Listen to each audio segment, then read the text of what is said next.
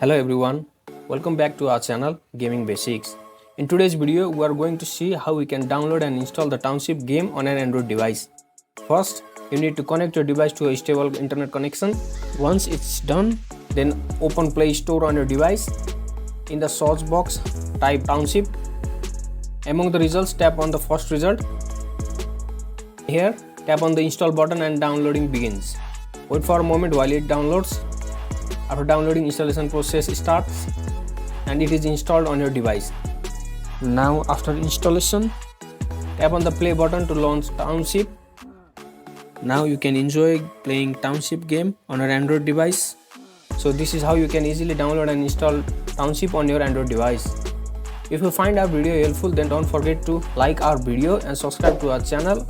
Also don't forget to hit the bell icon to get notifications and never miss another easy tutorial. We will see you on our next video. Until then, goodbye.